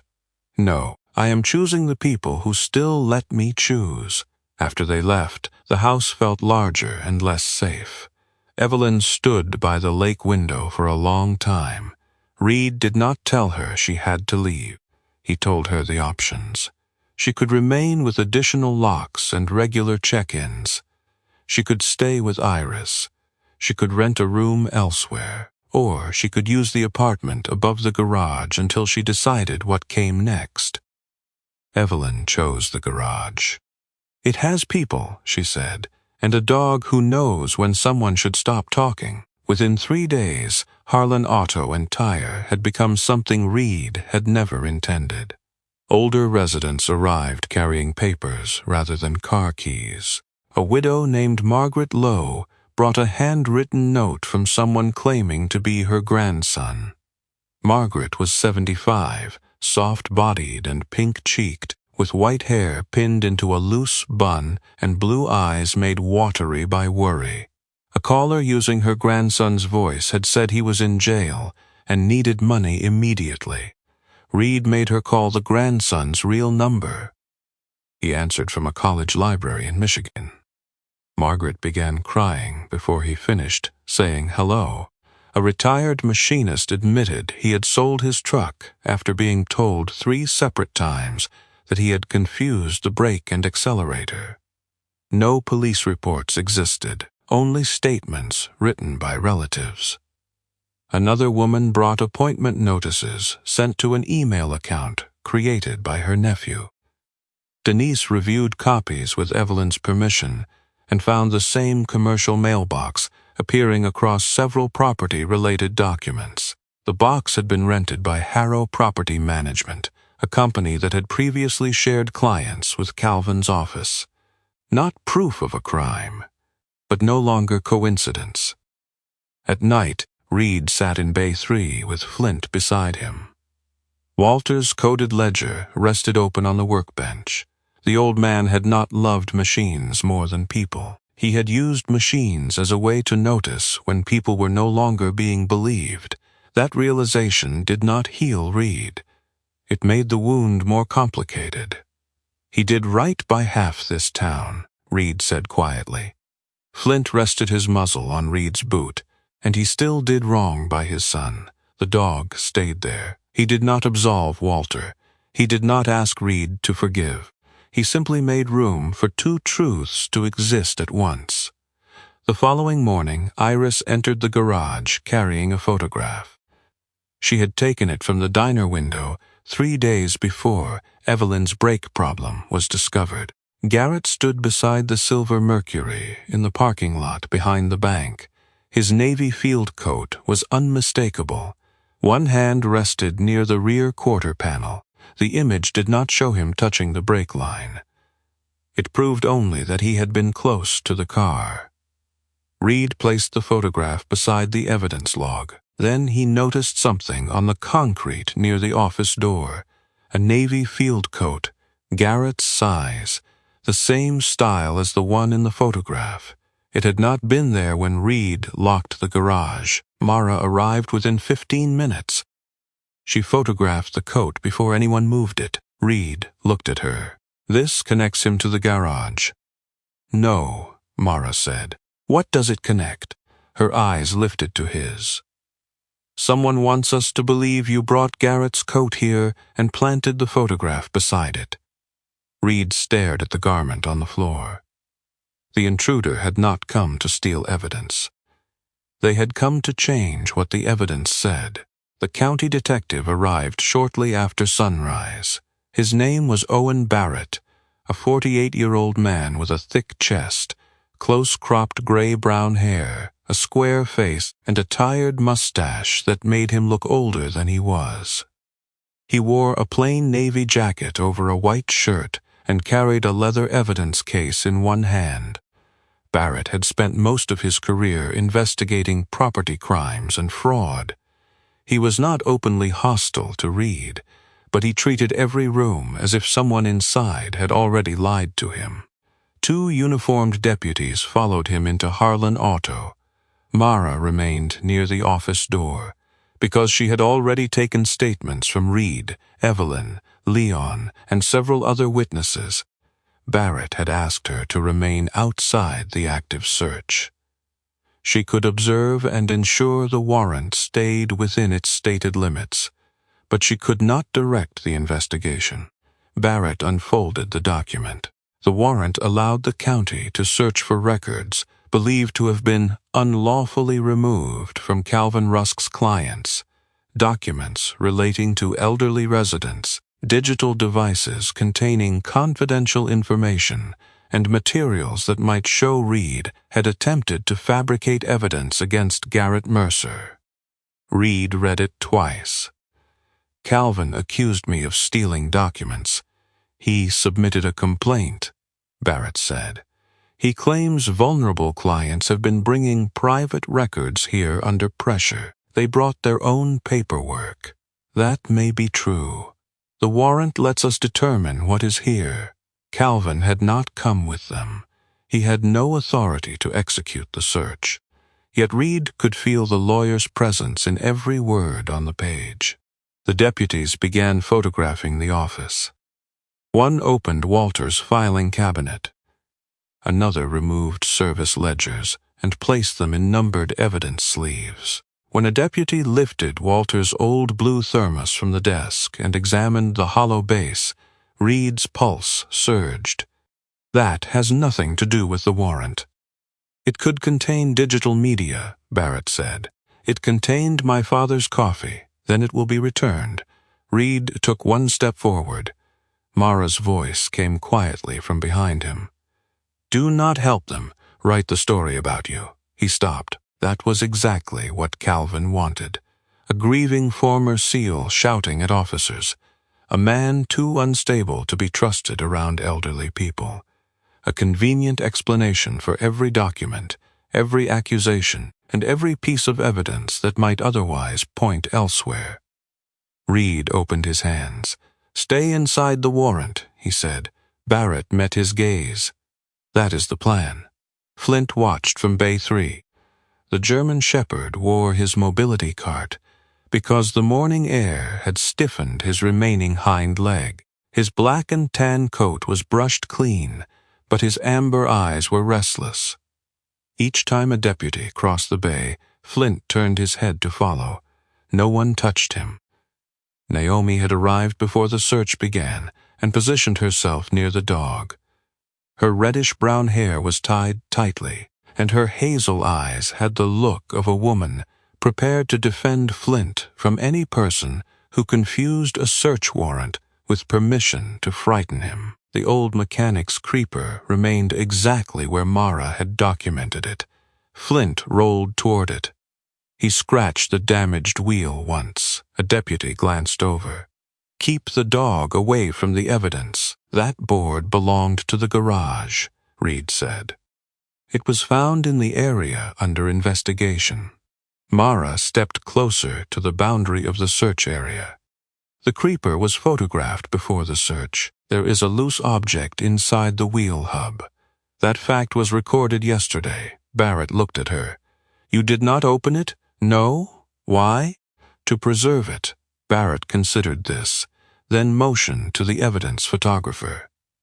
The creeper was photographed from above, below, and from all 4 sides. The photographer recorded the sound inside the wheel. Barrett then authorized Reid to remove the wheel under observation because Reid knew the old locking nut and could do it without damaging the frame. Reid put on gloves. Flint stood close enough to watch. The wheel came free after several turns. Inside the hollow hub, wrapped in waxed cloth and sealed within a narrow plastic tube, was a micro SD card. Naomi exhaled. Barrett took the tube with forceps and placed it in an evidence bag. "Your father liked hiding things," he said. "My father liked making sure the wrong people did not find them." The card was examined on a clean county laptop while everyone watched. Most of the files were corrupted. One video opened. The image came from an old security camera mounted high inside Bay 3. The angle was poor, the colors washed in gray-green, and the timestamp displayed a year that could not be correct. A man entered wearing a dark jacket with the logo of Mercer Residential Holdings across the back. His face stayed outside the light. The camera shifted slightly as though the wall had vibrated. A second figure approached the lift. Only the person's right hand appeared clearly. A heavy glass ring caught the overhead light. The hand touched the safety latch. No tool was visible, but the fingers remained there too long for a casual inspection. Several minutes later, Calvin Rusk entered the frame. His face was partially visible. He spoke to someone beyond the camera's reach, but the video contained no usable sound. Garrett appeared at the rear door. His face was mostly shadow, though his height and build matched. Walter entered last.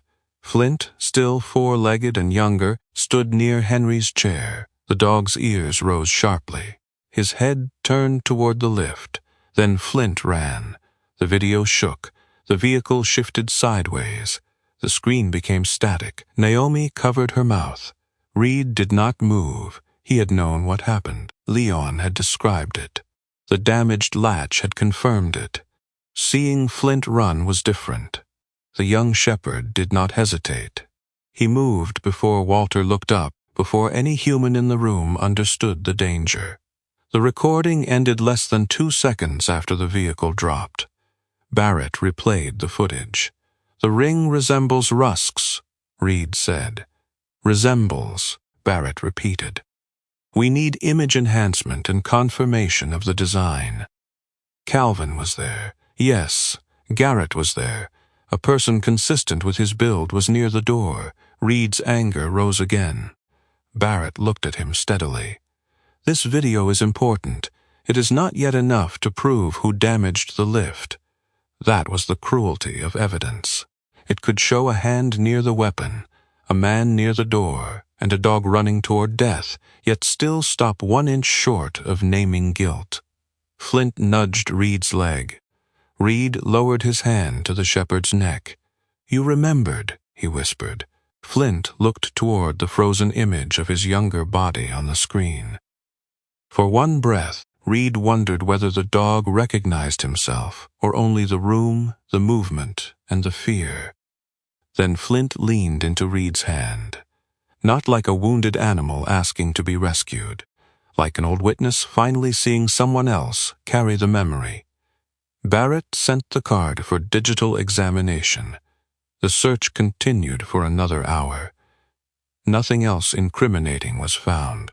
The elderly resident's documents were copies brought voluntarily. Denise had included consent forms with the bank materials. Miriam's medical notes remained under her control. Mara had documented the chain of custody for the damaged hose and lift latch. The coat planted inside the garage had no usable fingerprints and no proof of ownership. Barrett finally closed his evidence case. "I will note that the search did not support the claim that you stole these records." "Will Calvin receive that note?" "He will receive what procedure requires." Reid disliked the answer but understood it. The deputies had just begun returning items when Naomi came down from the apartment above the garage. Her face was pale. "Where is Evelyn?" Reid looked toward the stairs. "Upstairs." "No, she was resting." "The room is empty." Iris's car was still outside. Evelyn's coat was gone from the hook. Her handbag was missing. The key to the repaired Mercury was no longer in the locked office drawer. Reid ran into Bay 1. The silver sedan was gone. A folded note lay on the workbench. It was written in Garrett's clean handwriting. Aunt Evelyn became frightened by this morning's search and chose to leave. She is confused and should not be followed by anyone who may increase her distress. Reid crushed the edge of the paper in his fist. Mara read it over his shoulder. This is not from Evelyn. No. Did anyone see the car leave? Arthur Boone had been outside near the maple tree. He remembered a man in a baseball cap driving the Mercury, but glare on the windshield concealed the face. Arthur assumed Evelyn was in the passenger seat. Flint moved to the empty parking space. He sniffed the pavement, then the edge of the curb. His body stiffened. Mara requested an emergency location trace on Evelyn's phone. The device last connected near Lake Ridge Road, a narrow route following the shoreline north of town. They left immediately. Mara drove the cruiser. Reid sat beside her, while Flint occupied the rear seat without his mobility cart. Naomi followed in Reid's truck with the cart secured behind the cab. The road climbed above the lake, twisting between wet trees, vacation cottages, and old boat storage buildings. Wind pushed low clouds across the water. Evelyn's phone was found beside a roadside mailbox. Garrett had thrown it away. 2 miles farther, they saw the Mercury. The sedan stood at the top of a steep access road leading toward an abandoned marina. Its nose pointed downhill. A wooden block rested behind one rear wheel. A dark shape occupied the driver's side. Evelyn's pale blue coat lay across the seat. Her handbag was visible on the floor. "Evelyn!" Reid shouted. The car moved. The wooden block jerked away, pulled by a thin cord leading toward the trees. The Mercury began rolling downhill. Reid reached for the door handle. Flint barked behind him. "Stay!" The shepherd did not. Flint turned away from the car. He leaped from the cruiser and landed awkwardly on 3 legs. Instead of chasing the Mercury, he raised his muzzle into the wind, then ran toward a weathered storage shed across the road. "Flint!" The dog ignored him and barked again, harder this time. Reid took 1 step toward the rolling sedan. Then he looked at Flint. The shepherd was not confused. He was not afraid of the car. He was correcting what Reid's eyes had told him. "Mara, stop the Mercury. She was already moving." Reid ran after Flint. The storage shed smelled of wet wood, rust, and old gasoline. Its side door was locked with a sliding bolt from the outside. Flint scratched the lower panel. A muffled sound came from within. Reid broke the bolt with a tire iron found beside the wall. Evelyn sat on the floor behind a stack of folded lawn chairs. Her wrists were tied loosely in front with cloth, and a strip of tape hung from one side of her mouth, where she had managed to pull it free. Her silver hair was disordered, and fear had drained the color from her face, but her gray eyes remained alert. "I knew you would follow the dog," she said. Reid cut the cloth. "Are you hurt? My pride is in critical condition." Outside, brakes screamed in the distance. Mara had used the cruiser to block the lower road before the Mercury reached the marina buildings. The sedan struck the grassy shoulder and stopped against a shallow drainage bank. Evelyn's coat and bag had been arranged to make the driver's seat appear occupied from above. The dash camera had been removed. Flint turned toward the rear of the shed. His ears rose. A shoe scraped behind the metal shelving.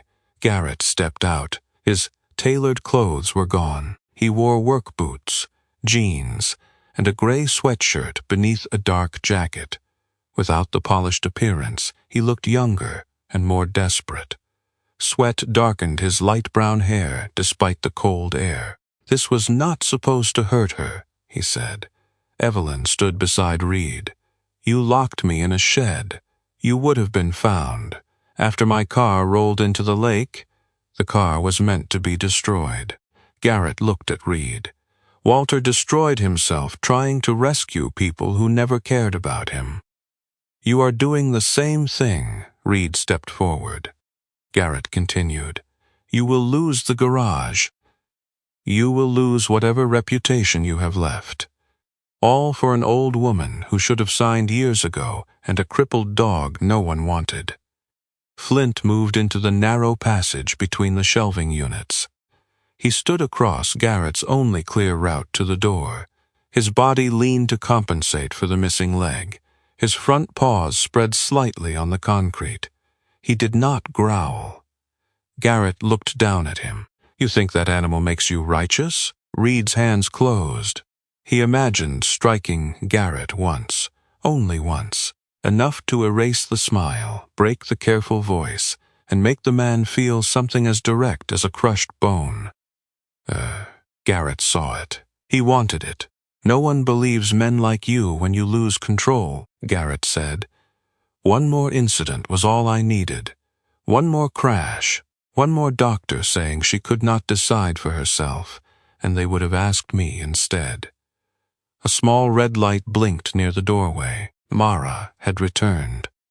The body camera on her uniform was recording. Reid looked at Flint. 2 years earlier, the dog had thrown his whole body beneath danger because Walter had not moved quickly enough. Now Flint stood in the same impossible balance, waiting to see what Reid would choose. Strength was not the absence of movement. It was the moment a man felt himself tipping and refused to fall in the direction another person had chosen for him.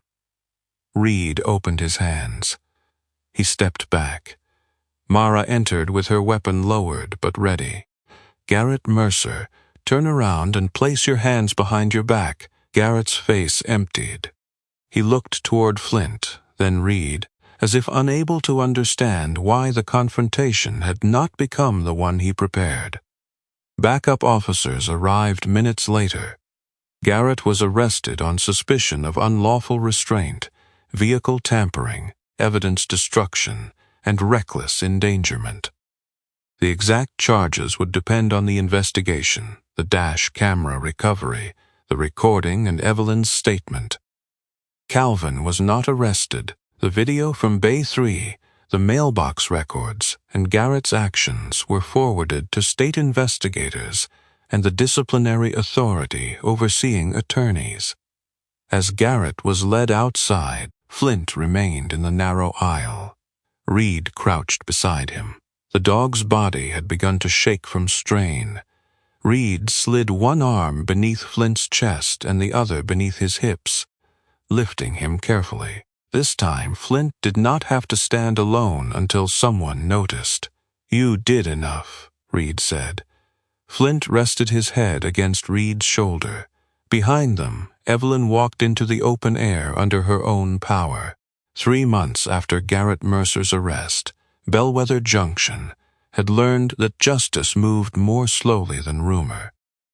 Garrett had been formally charged with unlawful restraint, vehicle tampering, reckless endangerment, attempted financial exploitation, and falsification connected to several property records. His attorney denied nearly everything. The defense argued that Evelyn had misunderstood his intentions, that the silver mercury had been moved to prevent it from becoming evidence in what they called Reid's private campaign, and that Garrett's words inside the storage shed had been taken out of context. No one in town believed that explanation completely. Belief, however, was not the same as a conviction. Calvin Rusk had not been arrested. His files had been transferred to state investigators, and the Professional Disciplinary Board had opened a separate review of his work involving guardianships, powers of attorney, and property transfers. Several former clients had been contacted. Some agreed to speak, others refused. One elderly couple had moved to Arizona and wanted no part of Bellwether Junction again. A widow whose farmhouse had been sold below market value said she could not survive another legal battle. One man had died before anyone asked whether the signature on his deed was truly his. The truth had begun to surface, but it had not restored every home or returned every dollar. Reid found that harder to accept than the arrest. In the military, success had often been measured by extraction. A person was either brought home or left behind. A threat was stopped or it was not. This kind of fight had no clean ending. Records had to be requested. Signatures had to be examined. Witnesses changed their minds. Lawyers asked questions in rooms where no one raised a voice, and the damage done to a life could be reduced to a disputed line on a form. Still, some things had changed. Evelyn Mercer returned to her house beside Lake Erie. She replaced the locks, added motion lights, and installed a doorbell camera that Iris checked more often than necessary. She named Dr. Miriam Sloan as her trusted medical contact and Denise Harper as the person her bank should call if unusual transfers appeared. She gave neither woman complete control. That would defeat the purpose, she told Reid. Her silver hair had grown slightly longer during the summer, and she now wore it brushed back from her face rather than curled tightly. The fear that had hollowed her expression after the storage shed had eased, though it had not vanished. She still checked the rearview mirror more than before. She still paused when an unfamiliar vehicle slowed near her driveway. Courage, Reid had learned, did not always look like calm. Sometimes it looked like fear that refused to choose the route. Leon Braddock signed a full statement about the night. Flint lost his leg. He also called his daughter Claire. The conversation lasted nearly 2 hours. Leon never described everything that was said, but the next morning he arrived at the garage with swollen eyes and a box of old files Claire had kept from her years at Calvin's office. Claire was now 30 years old, living in Toledo with her son and working for a dental supply company. She was not charged with wrongdoing. The records showed she had copied documents under instruction without understanding the larger pattern. Leon admitted publicly that he had remained silent when Walter needed him. He did not ask the town to excuse him.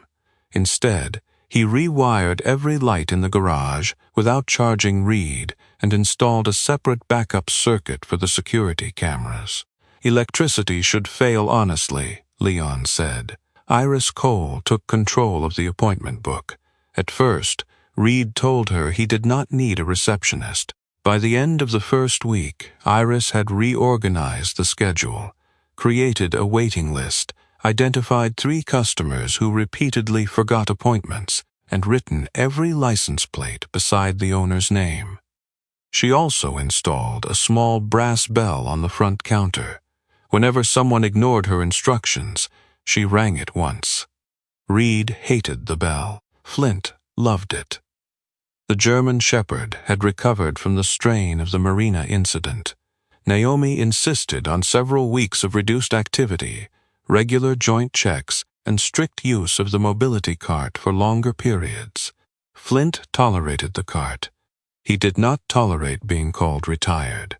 Every Saturday, Naomi brought 1 or 2 difficult-to-place dogs from the rescue to the garage. Some were old, some were frightened. One blind beagle slept beneath Iris's chair for 3 hours while customers pretended not to notice that she was crying. The garage became crowded in ways Reid had never planned. Denise Harper organized short evening talks about financial safety. She stood beside Bay 2 in practical Navy suits and explained how urgency was often used to prevent people from thinking. She spoke about callers pretending to be grandchildren. She explained why no legitimate bank demanded gift cards. She showed people how to choose a trusted contact without giving that person ownership of an account. She repeated one sentence until everyone could say it with her.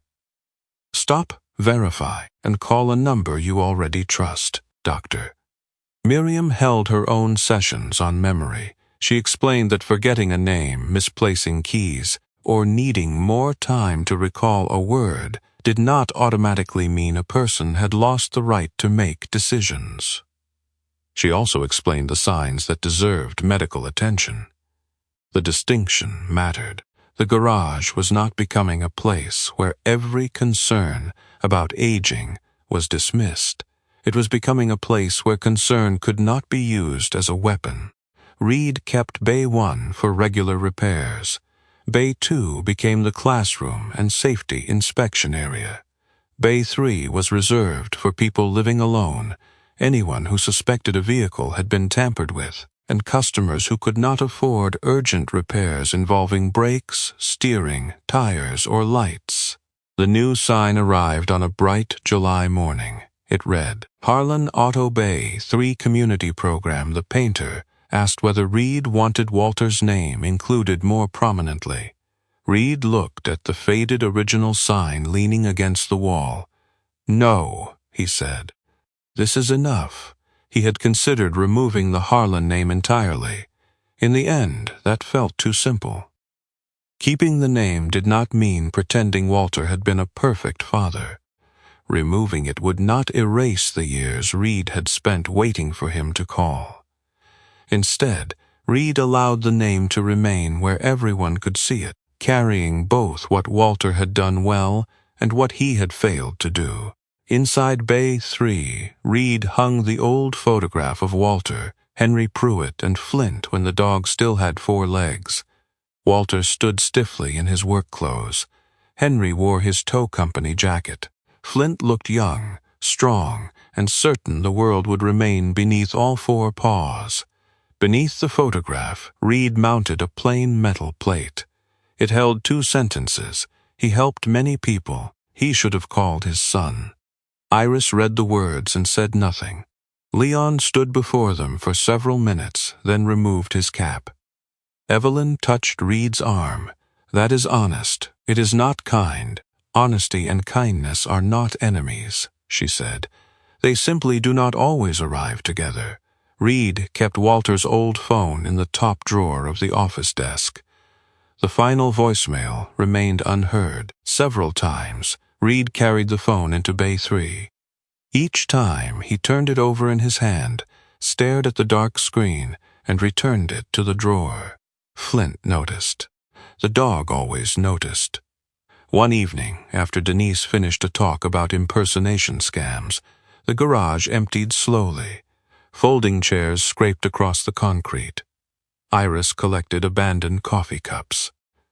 Evelyn climbed the stairs to the apartment above the office, where she had continued staying 2 nights each week because she claimed the lake house became too quiet after dark.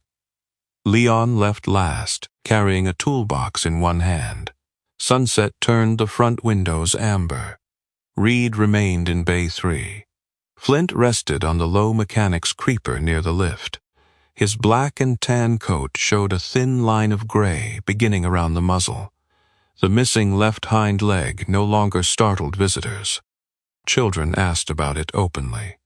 Adults tried not to look. Flint cared about neither reaction. Reid took Walter's phone from his pocket. You have been waiting for this, he said. Flint lifted his head.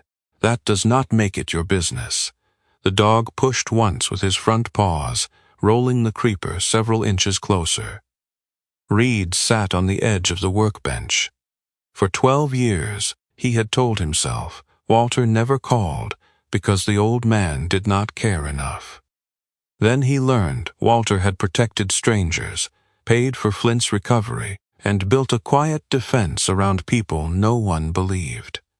That knowledge had not made Reid feel less abandoned. It had made the abandonment harder to explain. He opened the voicemail. Walter's voice filled the bay. It sounded weaker than Reid remembered, roughened by age and fatigue. Reid, I do not know whether you will come home. A long pause followed. I spent years telling myself I kept you away because the things I was looking into could reach you. That was partly true. Walter breathed near the microphone. The rest is harder. Reid closed his eyes. I thought keeping you far away was protecting you. Maybe I was protecting myself from having to say I was afraid you would come home, look at me, and decide I had already failed too badly to be your father. Flint's wheels clicked softly. Walter continued, If you return, do not try to repair everything.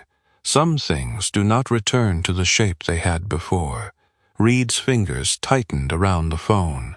"Just do not leave before you know what can still be saved." The message ended. Walter did not ask forgiveness. He did not say Reid had misunderstood. He did not offer an explanation large enough to cover 12 years. Reid sat in silence. The open bay door framed a darkening summer sky. Crickets began calling near the maple tree. Somewhere above him, a floorboard creaked as Evelyn crossed the apartment. Flint pushed the creeper forward and bumped gently against Reid's boot. Reid looked down. "You steer worse than Evelyn." From above came Evelyn's voice. "I can still hear you." Reid laughed. It surprised him. The sound came out rough and short, but it was real. The next morning, an old Chevrolet pulled into the lot before opening time. The driver was Samuel Price, a 79-year-old man with narrow shoulders, dark weathered skin, white hair cut close to his scalp, and a clean gray mustache. He wore a buttoned plaid shirt despite the July heat and held the steering wheel with both hands long after the engine stopped. Samuel explained that the brake pedal had begun vibrating. He could not afford a full inspection until his pension check arrived. His wife lived at a nursing center 20 miles away following a stroke. He drove there every afternoon to read the newspaper beside her bed, even though she had not spoken in 6 months. "I can miss a few days," Samuel said. She might not know. Reid looked at him. "You know," Samuel lowered his eyes. Yes, Reid opened Walter's service ledger. For months he had left the final blank page untouched. Flint sat beside the appointment board and barked once. Reid glanced at him. "Free inspection." Samuel began to protest. "Inspection," Reid repeated. "We decide the rest after I see the car." Flint placed one front paw against the lower edge of the appointment board. Iris rang her brass bell from the office. "Management approves," she announced. The garage filled with laughter. That evening, Reid finished the final brake job after sunset. He swept Bay 3, returned the tools to their hooks, and checked Flint's water bowl. The dog lay near the creeper, asleep on his side. His remaining hind leg twitched faintly with a dream. Evelyn's pale blue coat hung behind her chair. Iris's coffee cup rested beside the appointment book. Leon's repaired test meter sat on the workbench. Walter's photograph remained on the wall above the 2 honest sentences. Tomorrow's schedule was full. Reid pressed the button for the Bay 3 door. The steel door descended halfway. He stopped it. For years, the bay had been closed because the room held too much fear, too much guilt, and too many unanswered questions. Now it held people's names. It held work that mattered. It held a 3-legged dog who had once stood alone beneath a falling vehicle and now slept safely while others kept watch. Reid raised the door again. Cool summer air entered the garage. From that night forward, Bay 3 was never locked again. Flint entered that garage with only 3 legs, yet he stood more firmly than many people who had never lost anything visible. Reid returned believing that broken things should be repaired quickly or left behind. But Flint taught him something deeper. A life does not lose its purpose simply because it no longer looks the way it once did. A wounded heart can still protect someone. An aging person can still make wise choices. A man who has carried regret for years can still choose to stay. Sometimes God does not send a miracle that restores everything we lost. Sometimes the miracle is the strength to keep moving without it. Flint never got his missing leg back. Evelyn did not become young again. Reid could not recover the years he lost with his father. The people who had been deceived could not instantly reclaim every home, every dollar, or every peaceful night. But God placed the right lives in one another's path. A 3-legged dog found a man who had forgotten how to remain. An elderly woman found people willing to listen instead of speaking for her. A lonely garage became a place where those who felt forgotten could sit, drink coffee, tell the truth, and be believed. That may be how many of God's quiet miracles enter our lives. They do not always arrive with thunder, perfect healing, or an answer to every prayer. Sometimes they arrive as a dog who refuses to leave a doorway, a neighbor who notices something is wrong, a second chance we did not expect, or the courage to say, "You still have a choice." In everyday life, we may meet people who seem slower, wounded, lonely, difficult, or incomplete. We may even see those qualities in ourselves. But this story reminds us not to measure a person's worth by what they have lost. The strongest person in the room may be the one who is still trembling. The bravest person may be the one who asks for help. The greatest act of protection may not be taking control, but standing beside someone while they make their own decision. And sometimes healing does not mean becoming who we were before the pain.